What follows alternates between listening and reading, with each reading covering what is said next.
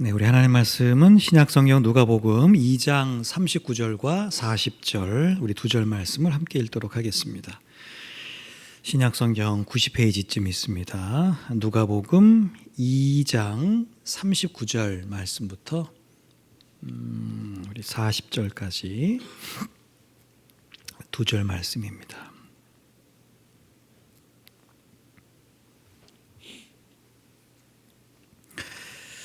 누가복음 2장 39절 40절. 자, 우리 함께 읽습니다. 시작.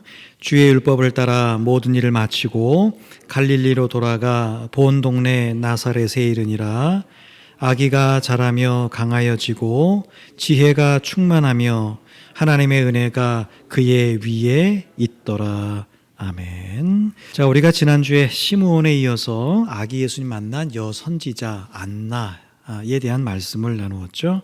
자, 우리가 그걸 통해서 영적으로 섬기는 일은 나이와 상관이 없다. 우리는 세상에서는 나이와 상관이 있죠. 어떤 일도 어떤 나이가 되면 하지 못하게 되는 일들이 꽤 많이 있지만 우리가 영적으로 섬기는 그런 일들은 나이와 상관이 없다. 이 안나라고 하는 이 여선지자가 참 많은 나이 84세라고 하는 적지 않은 나이였음에도 불구하고 기도와 금식으로 선지자의 역할을 감당했고 또 성전 안에 들어오는 아기 예수님을 메시아로 알아봤고 그리고 사람들에게 드디어 예루살렘에 속량의 때가 임했다 이런 걸 알려주었다고 했죠. 여러분, 영성과 분별력이 없이 그냥 나이만 들어가는 게 문제지 영성과 분별력이 있으면 여러분 나이 들어가는 것은 굉장히 큰 유익이고 나이가 들수록 더 정말 우리가 흔히 표현하는 것처럼 벼가 익을수록 고개를 숙인다라고 하는 것처럼 훨씬 더 좋은 영적인 영향력을 끼치는 사람이 된다라고 했습니다. 그래서 우리가 좀 곱게 늙자. 그러니까 세상에서 곱게 늙는 건 뭐예요? 주름 안 생기고 치매와 같은 그런 안 좋은 질병 안 걸리고 이런 것이 곱게 늙는 것일지 모르지만은 우리가 믿음 안에서 곱게 늙는다는 건 뭐라고 했죠?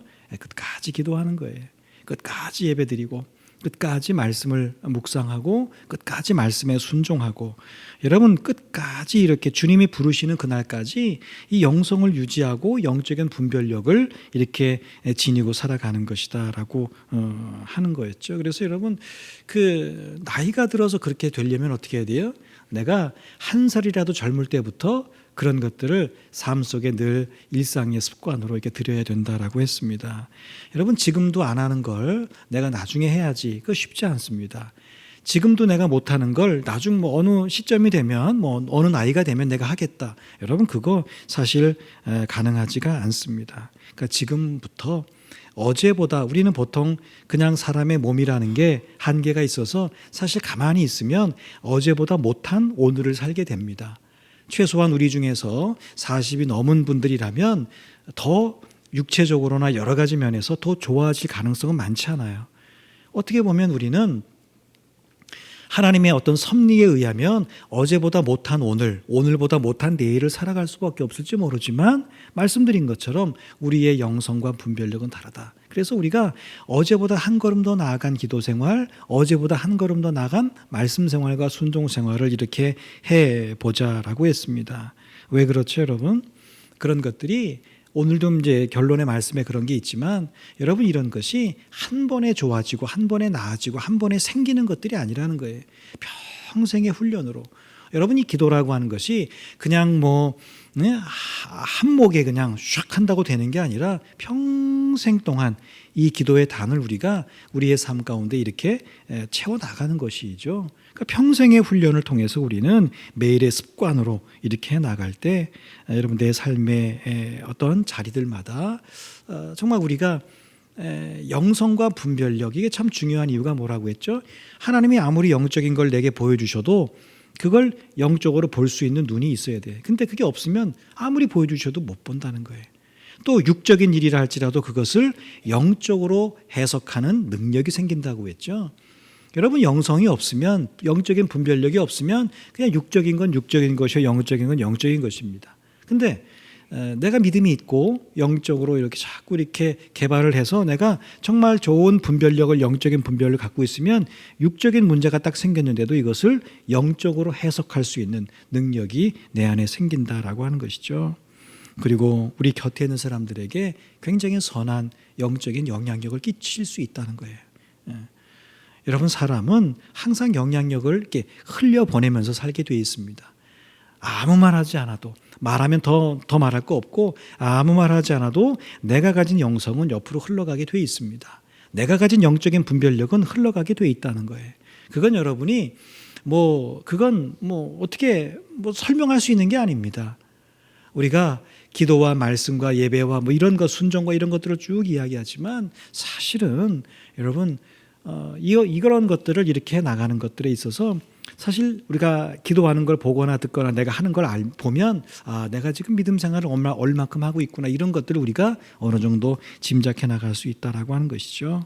여러분, 그러니까 자꾸 우리가 나이 탓하지 말자. 하나님은 나이를 세는 분이 아니라 우리의 준비된 영성의 깊이를 재는 분이다라고 했죠. 그래서 우리가 조금 이제는 영성의 훈련, 습관 이런 것들을 좀 잘 준비하고 시작하는 그런 삶을 좀 살아가자라고 했습니다.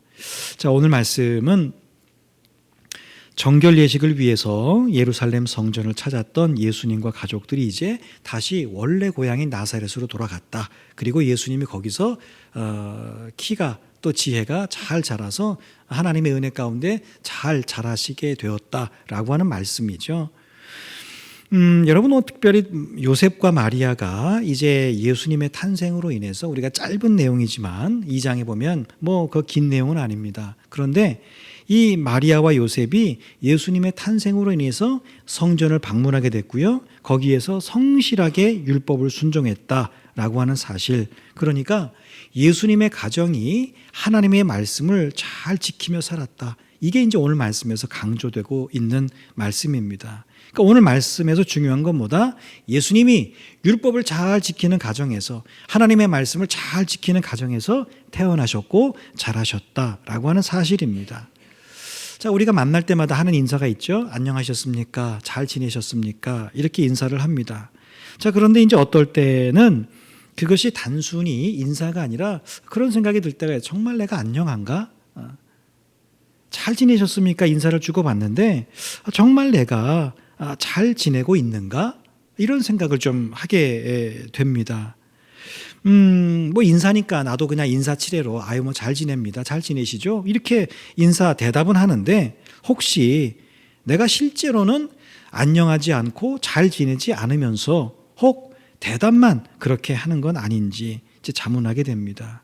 물론 개인적으로 보면 큰 문제가 있거나 뭔가 큰 어떤 어려운 상황이 있거나 그런 건 아닙니다. 그래서 그냥 언뜻 보면 잘 지내는 것 같기 때문에 잘 지냅니다, 안녕합니다 라고 대답할 수 있을지 모르지만 과연 그런 어떤 눈에 보이는 문제가 없다고 해서 나는 안녕하게 살고 있고 잘 지내고 있는가 라고 하는 이런 의문을 갖게 된다는 것이죠.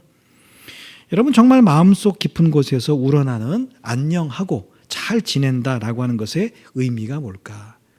오늘 예수님의 어린 시절과 그 다음에 이제 사실 예수님의 그 어린 시절에 대해서는 많이 성경에 기록되어 있지 않죠. 근데 오늘 말씀에 보면 예수님의 어린 시절이 어떠했는가라고 하는 걸 알 수 있는데, 자, 그걸 오늘 말씀에서 말씀 중심으로 보면 어떤 삶이 안녕한 삶이냐, 어떤 삶이 잘 지내는 삶이냐라고 할 때 세 가지로 볼 수 있습니다. 여러분 예상하시겠고, 제가 돌 예배라든지 어린아이들 예배를 드릴 때 많이 이렇게 사용하는 그런 말씀이기도 한데, 먼저는 육적인 건강이죠. 우리의 몸이라 육신을 이야기합니다. 여러분, 우리의 몸이 건강해야 된다라고 하는 것이죠. 여러분, 우리의 몸은 집으로 말하면 기초와 같아요. 그래서 몸의 건강을 지니고 있어야 합니다. 여러분, 살면서 우리 마음대로 안 되는 게 사실 알고 보면 대다수입니다. 그런데도 우리는 다 내 마음대로 될 것처럼 살아가지만, 그래요, 다 그렇게 치고 그렇다 치고, 실제로 우리가 내 마음대로 안 되는 것 대표적인 게 하나는 생명이고 또 하나는 건강입니다. 자, 이 둘 중에서 생명은 절대적으로 하나님의 손에 달려 있어요. 이건 내 마음대로 되는 게 아닙니다. 자, 그런 것에 비하면 건강은 조금 어느 정도는 우리의 손에도 좀 달려 있다고 할 수 있습니다. 우리가 노력하거나 주의를 기울일 수 있다라고 하는 것이죠. 여러분, 건강도 물론 뭐 타고나는 사람이 있죠. 타고날 때부터 건강하게 태어난 사람이 있고, 또 타고날 때부터 뭔가 아픔이나 질병을 안고 태어나는 분도 없지 않아 있습니다만은, 여러분, 그래도 건강이라고 하는 건 뭐예요? 그래도 내가 뭐 음식을 조절한다든가, 또 뭐 약물을 먹는다든가, 운동을 한다든가, 또 뭐 정 안 되면 시술이나 수술이나 이런 걸 통해서, 이런 치료를 통해서 우리는 건강을 유지하거나 혹은 또 생긴 질병을 이겨낼 수 있습니다. 참, 그래서 어리석은 사람이 누구냐 이렇게 참 보면 몸에 해로운 것을 먹거나 마시면서 건강하기를 바라는 사람입니다. 참 어리석은 거죠. 몸에 뻔히 그건 해로워요. 근데 그걸 먹고 마시면서 아유, 건강하면 좋겠다. 여러분, 이건 참 어리석은 모습입니다.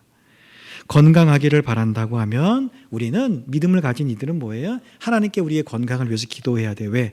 내 마음대로 안 되는 거기 때문에 그렇죠. 그런데 건강을 위해서 기도하는 일뿐만 아니라 우리는 하나님께서 우리에게 위탁하신 게 있어요.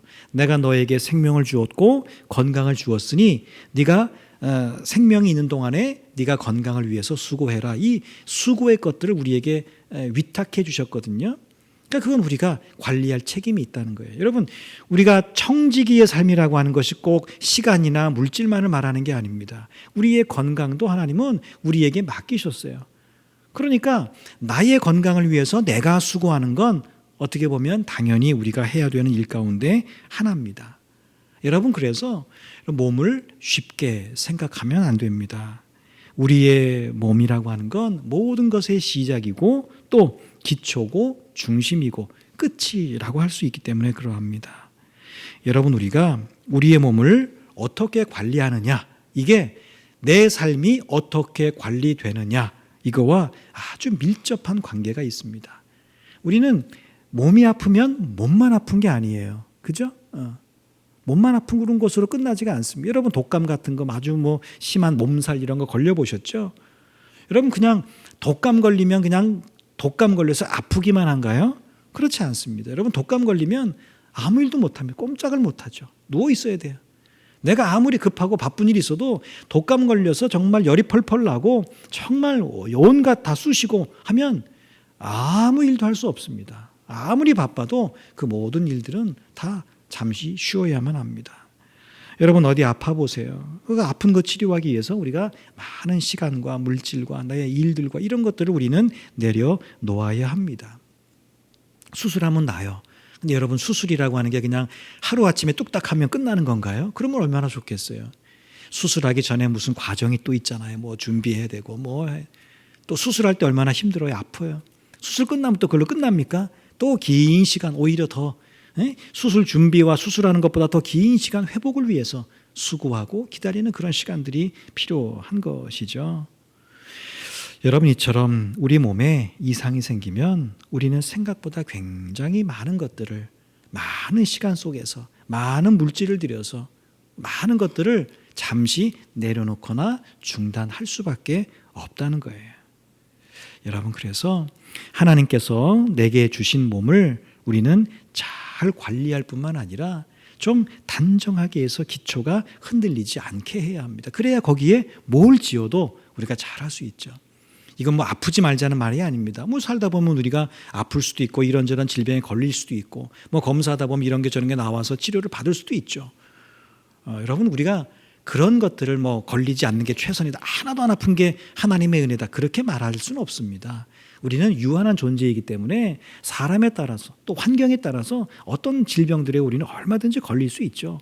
그런 것들은 어려움들을 당할 수 있습니다. 중요한 건 우리가 우리의 몸을 바라보는 시각이라고 하는 거예요. 한때 옛날에 이단 중에서 몸은 아주 더럽고 죄스러운 것이다라고 했던 그런 이단이 있습니다. 영만 거룩하다, 이런 이단이 있었어요. 그래서 예수님이 십자가를 죽으실 때도 마찬가지. 하나님이 예수님을 인간의 몸으로 오시게 했지만 잠깐 인간의 몸을 빌린 거다, 뭐 이렇게 이해하고 해석했던 그런 적이 있습니다. 그러나 성경은 분명히 하나님의 예수님을 완전한 인간으로 오게 하시고 이렇게 표현하고 있거든요. 인자라고 했죠. 여러분, 우리가 우리의 몸을 잘 관리할 줄 알아야 합니다. 몸에 해로운 거 안 드셔야죠. 그죠? 내가 어디가 아프면 주의하셔야죠. 잘 관리하셔야죠. 그거에 합당한 치료도 받으셔야죠. 이게 아니라 여러분, 하나님께서 내게 주신 몸을 내가 최선을 다해서 관리하는 것도 하나님께서 내게 맡기신 것을 잘 관리하는 아주 중요한 거라고 하는 걸 우리가 기억해야 합니다. 자, 그럴 때 뭐예요? 우리가 안녕한 삶을 살 수 있다는 거예요. 이건 믿음이 없는 사람도 많이 하죠. 이제 얼마 있으면 이제 그 한 해 저물고 또 한 해 뜨면 1월 1일 날 떠오르는 태양 보면서 많은 사람들이 기원이라는 걸 하잖아요. 그죠? 바닷가에 가서 떠오르는 태양을 보면서 항상 나오죠. 1월 1일 날 9시 뉴스 보면, 8시 뉴스 보면 항상 기자가 가서 뭐 빌었습니까? 그러면 가족의 건강과 한 해의 잘됨을 위해서 다 그렇게 기도하지 않습니까? 근데 여러분, 믿음을 가진 사람들은 그냥 막연한 건강이 아니에요. 하나님이 내게 주신 몸. 왜 주셨어요? 하나님의 나라와 하나님의 일을 하라고 주신 몸. 이걸 우리가 잘 관리해야 될 책임이 있다. 그래야 우리가 안녕한 삶을 살 수 있다는 거예요. 자, 두 번째는 뭐죠? 지혜가 있어야 된다. 자, 예수님께서 육신적으로만 잘 자라고 강하여진 것이 아니라 지혜가 충만해지셨다. 몸만 건강한 게 아니라 지혜도 건강하게 잘 자라셨다는 겁니다. 여러분, 사람이라고 하는 것이 몸만 건강하다고 평안한 삶을 사는 게 아니죠. 지혜가 있어야 된다. 여러분이 지혜라고 하는 것이 눈에 보이지 않죠. 그래서 이게 우리가 쉽게 생각할 수 있습니다. 지식, 지혜 이런 것들이 눈에 안 보입니다. 눈에 안 보인다고 우습게 여겼다가는 여러분, 우리가 큰 어려움을 당하게 되죠. 여러분, 오늘날 2025년이죠. 우리나라에서 세상을 떠나는 사람들 중 상당수가 정신적인 문제 때문이라는 건 이미 알려진 사실입니다. 우리나라의 전체적인 사망률은 이렇게 질병, 암과 같은 혹은 다른 질병, 병으로 인해서 사망하시는 분이 한 25% 정도 된다고 하죠. 1년에 돌아가시는 분 중에서. 그리고 자살로 죽는 사람이 4%랍니다. 자, 그런데 그래서 그런 질병으로 돌아가시는 분이 우리나라 사망률의 1위, 자살이 5위에 전체적으로 보면, 여러분, 그런데 들어보셨죠? 10대에서 30대 사이에서는 자살이 1등입니다. 그리고 작년 2024년에는 40대가 처음으로 40대 사망률 1위가 질병이었는데 그게 바뀌었어요. 작년에 처음으로 자살로 바뀌었죠. 여러분, 그게 뭘 이야기해 주는 건가요? 물론 자살의 원인이 한두 개이겠습니까만은 분명한 건 뭐죠? 현대인들의 정신적인 문제가 심각하다는 거예요. 자, 그런데도 여전히 여러분, 세상은 경제와 먹고 사는 문제가 가장 중요하다고 이야기를 합니다. 여러분, 먹고 사는 문제 얼마나 중요해요. 먹어야 사니까요. 그죠? 같은 말이잖아요. 먹어야 살기 때문에 이게 굉장히 중요한 문제가 맞는데 정신적인 문제가 해결되지 않고는 먹고 사는 문제가 해결이 되어도 이게 삶이 바르지 않는 방향으로 흘러간다라고 하는 것이죠. 먹고 살기 힘들 때, 지금으로부터 한 30년, 40, 제가 어렸을 때쯤 될 것 같아요. 그때는 사실은 공허할 시간이 없었던 것 같아요. 저희 부모님들이나 우리 어른들을 이렇게 뵈면 왜? 늘 일해서 정말 말 그대로 가족을 먹여 살려야 먹고 살아야 됐기 때문에 그랬던 것 같아요. 근데 먹고 살만해지니까 생겨난 공허함이라고 하는 것은 여러분, 먹고 사는 문제로 해결되지 않습니다. 여러분, 그래서 오늘날 사실은 국가적으로나 세계적으로 교회가 이 지역이 좀 더 마음을 써야 되는 것이 있는데 그게 정신적인 문제고 지혜의 문제입니다. 좀 안타깝습니다. 많이. 가끔 그런 말씀 드리지만 대학의 학과들이 생기고 없어지는 것들을 보면 이 사회가 어떤 것들을 강조하고 어떤 것들을 이렇게 좀 도외시하는 걸 보면 저렇게 가면 안 되는데 저렇게 가면 안 되는데 이런 것들이 너무 눈에 보일 때가 있습니다. 여러분, 우리가 흔히 문화생활이라고 하죠. 독서, 책을 읽는다든가 음악을 듣는다든가 아니면 그림을 본다든가 미술을 한다든가 좋은 여행을 어디를 간다든가 좋은 영화를 본다든가 여러분 그런 것들 이렇게 생각할 때 아유 그거 뭐 여유가 있는 사람들이나 하는 거지. 우리 그런 생각들을 많이 합니다. 근데 여러분 우리가 그런 것들을 왜 해야 될까요? 우리나라 사람들이 1년에 책을 한 권도 안 읽는 그 비율이 굉장히 많다고 하죠. 여러분 책 한 권 읽으시나요? 어떻게? 스마트폰이 나온 이후로 사람들이 더 책을 안 읽는답니다. 하루 종일 그거 보고 있는다는 거예요. 근데 여러분 뭐 이미 그건 뭐 자타가 다 아는 일이죠. 스마트폰은 우리의 머리를 굉장히 나쁘게 만드는 그 원인 1위가 스마트폰입니다. 물론 유용하게 쓰는 거 말고 이게 너무 우리의 두뇌를 이렇게 아둔하게 만드는 그 기계가 이 스마트폰이라고 하는 거죠. 그러니까 오늘날 모든 정보를 이제는 뭐예요? 책이 아닌 그 인터넷이나 스마트폰을 통해서 얻게 됩니다. 그러다 보니까 뭐예요? 정보가 굉장히 제약되는 거죠. 감정이 굉장히 메마르게 됩니다. 디지털이라고 하는 게 좋기도 하지만 이게 감성과 감정에 있어서는 굉장히 이렇게 좀 어려움을 주는 것이죠. 어저께 이제 포항의 극동 방송을 잠깐 뭐 일이 있어서 다녀왔습니다. 굉장히 고민들을 많이 하시더라고요. 왜요? 극동 방송 라디오잖아, 라디오. 근데 거기 이제 제가 유튜브를 이제 가기 위해서 잠깐 봤더니 보이는 라디오라고 있더라고 유튜브에. 그래서 제가 가서 그랬어요. 아니 라디오가 보이는 라디오가 좀 이상하다. 그랬더니 어떻게 할 수가 없는 거예요. 자기네들도 오늘날 이 시대를 보면 뭐 영상이 대세잖아요, 그죠? 그러니까 이제 극동 방송 라디오예요, 라디오. 이게 굉장히 방향성에 대해서 고민을 많이 하는 거예요. 지금 내년이 뭐 70주년이라고 하더라고요. 근데 참 고민을 많이 하는 거예요.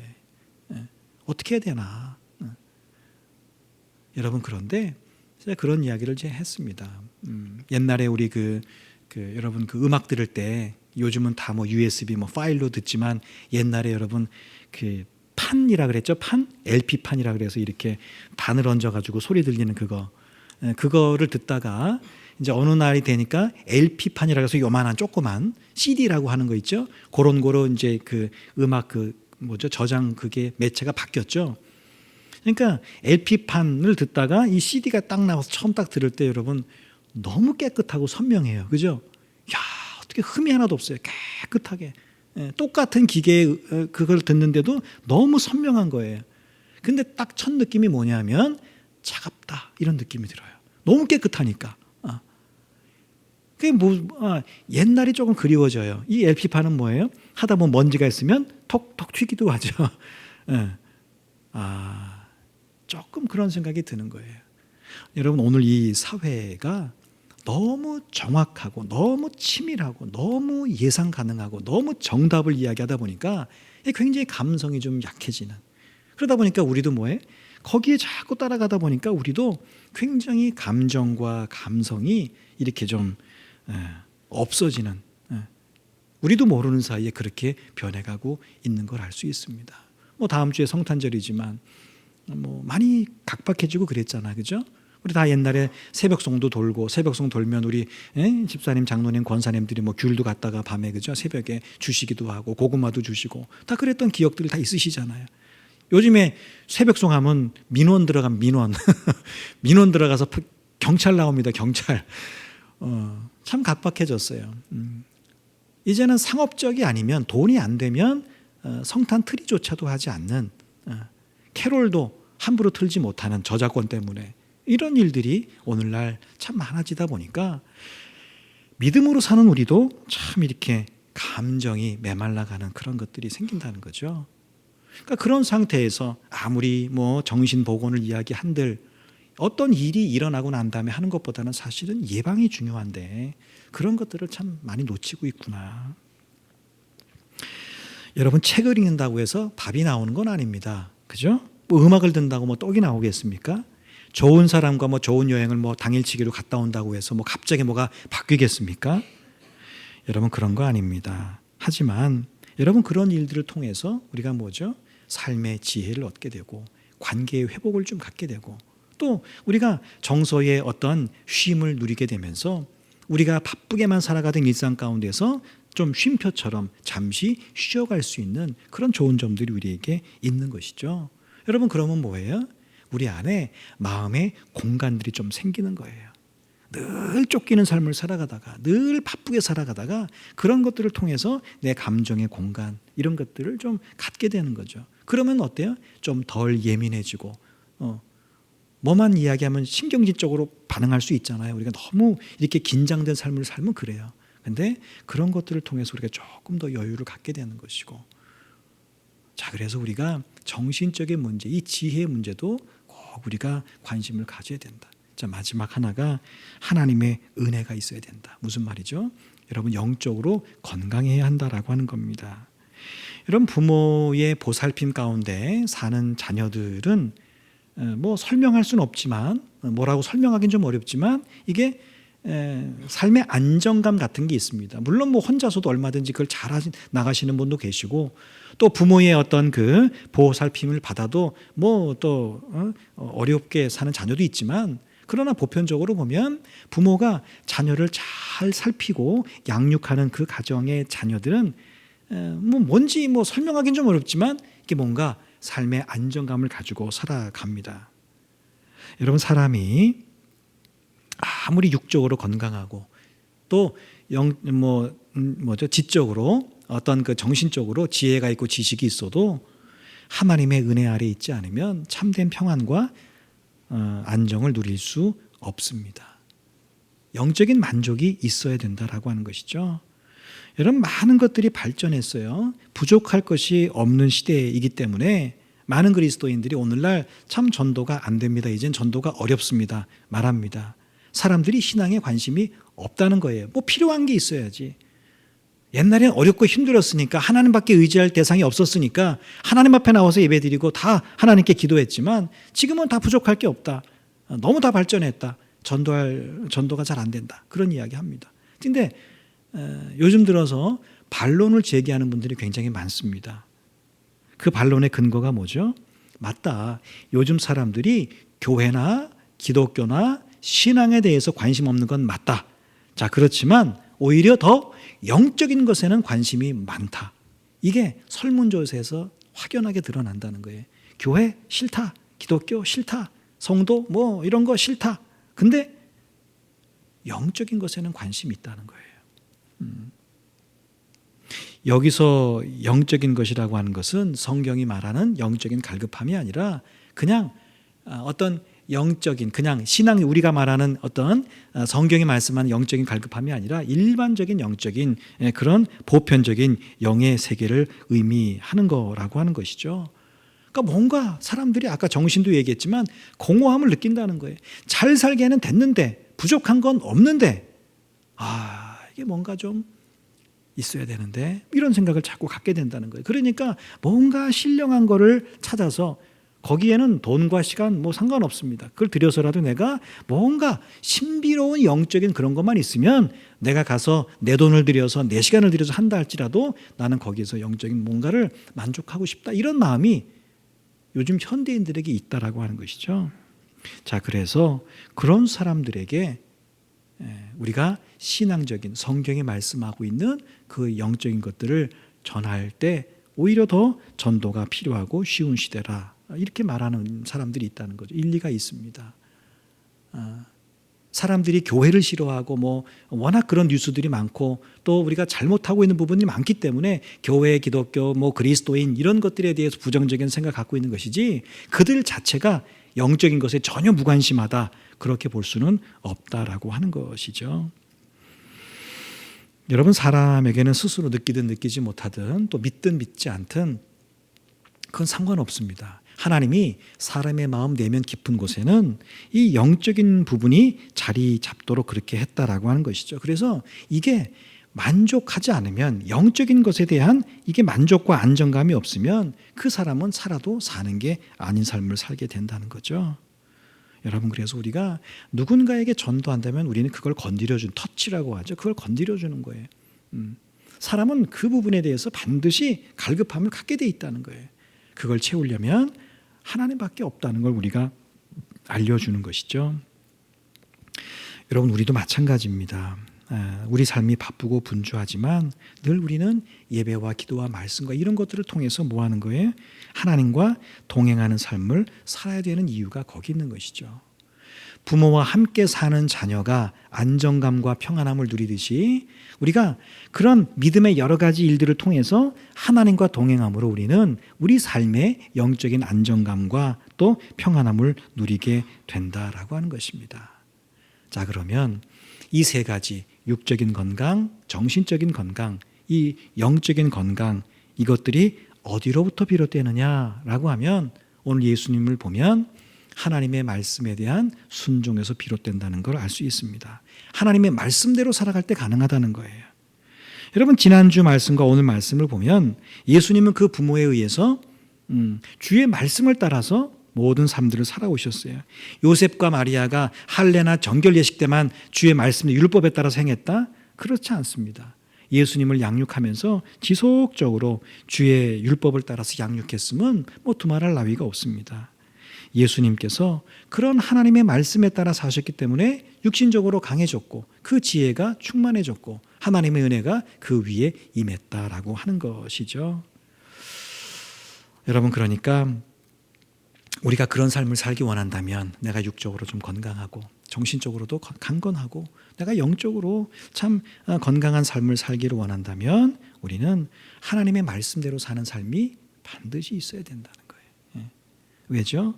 여러분, 하나님은 말씀에 순종하는 그런 이들에게 건강과 지혜와 은혜를 주시기 때문에 그러니까 여러분 건강을 원하세요? 그러면 여러분 정말 먼저 하나님의 말씀에 순종해 보세요. 지혜 있는 삶, 또 뭐 여러분 뭐 영적인 것들, 여러분 하나님의 말씀대로 순종하는 삶이 그 모든 것들을 우리가 취하고 얻는 비결이 되는 줄로 믿습니다.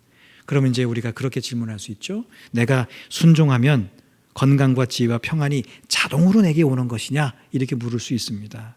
근데 여러분, 말씀에 대한 순종은 내가 은혜를 얻기 위해서 거래하는 게 아닙니다. 내가 이렇게 순종할 테니까 하나님 내게 은혜 주셔야 됩니다. 이게 아니라 사실은 우리가 그 은혜를 누리는 길, 통로라고 기억하는 게 좋아요. 은혜를 내가 누리는 통로가 뭐다? 하나님의 말씀에 그렇게 순종해 나가는 것이죠.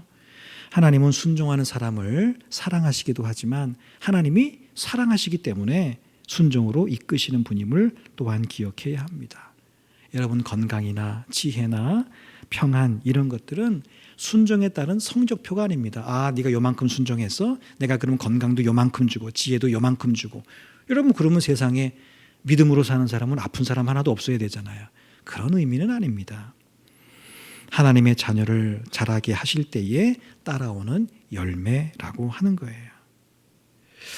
그리고 오늘 말씀에 보면 예수님의 자람이 나사렛이라고 하는 곳에 일상에서 이루어졌음을 우리가 안다면 숨은 일상이 얼마나 중요한가, 이게 이제 지난주 말씀과 연결이 되죠. 얼마나 중요한지 깨닫게 됩니다. 오늘 말씀은 큰 기적 속에서 예수님이 이만큼 성장했다 그렇게 하지 않죠. 일상의 삶을 말씀에 순종하면서 살아갔을 때 예수님에게 육적, 정신적, 영적인 건강이 있었다 이렇게 말씀하고 있습니다.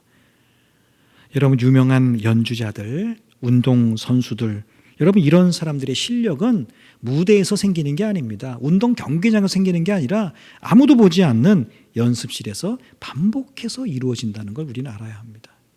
그들이 무대에 서는 거는 뭐 30분, 1시간 잠깐 서는 것이지만 그 무대에 한 번 서서 우리가 볼 때 너무 잘한다, 박수를 치는 건 뭐 30분, 1시간이지만 그 한 30분, 1시간을 위해서 그 사람은 아무도 보지 않는 연습실에서 무수한 시간을 연습했다는 걸 우리는 잊으면 안 됩니다.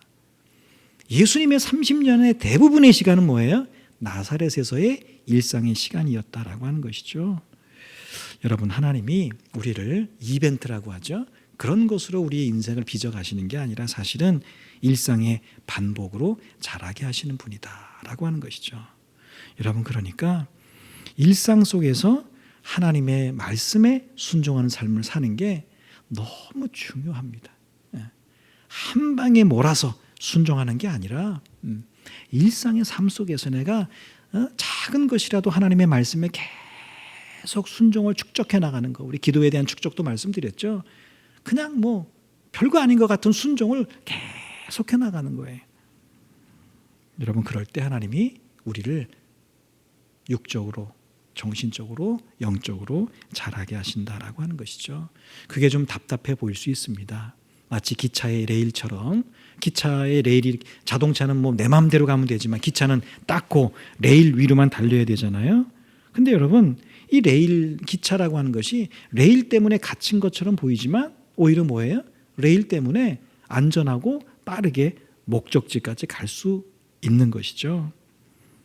여러분 그런 의미에서 하나님의 말씀이라고 하는 것이 우리의 삶을 이렇게 막 어디도 못 가게 만드는 족쇄와 같은 그런 것이 아니라 우리의 삶을 목적지로 이끄는 은혜의 이 레일과도 같다. 이게 하나님의 말씀이다. 이걸 우리가 좀 잊지 않으면 좋겠습니다. 우리가 말씀에 순종한다는 건 내 자유를 빼앗기는 게 아닙니다. 난 이렇게 살고 싶은데 하나님이 딱 정해놔서 그쪽으로밖에 못 사는 답답하다 이것이 아니라 하나님께서 나로 하여금 내 자유가 무너지지 않게, 내가 죄 가운데 거하지 않게, 나로 하여금 하나님의 심판에 이르지 않도록 그거 모든 것을 지켜주는 경계와도 같다. 그게 하나님의 말씀이라고 하는 것이죠. 여러분 그러므로 관건이 뭐예요? 하나님의 말씀에 순종하는 겁니다. 여러분 성경 읽는 것 참 중요합니다. 듣는 것 중요합니다. 묵상하는 것 중요합니다. 그런데 그보다 더 중요한 건 여러분이 읽고 듣고 묵상한 말씀대로 사는 거예요. 여러분 거기에 우리의 모든 삶의 평안과 안정과 건강이 있는 줄로 믿습니다. 여러분 남은 삶 하나님의 말씀에 일상의 순종이에요. 그냥 순종이 아니라 일상의 순종을 함으로 예수님처럼 시간이 흐를수록 육적, 정신적 또 영적인 강건함과 또 안정과 평안 가운데 사는 여러분 되시기를 주의 이름으로 축복합니다.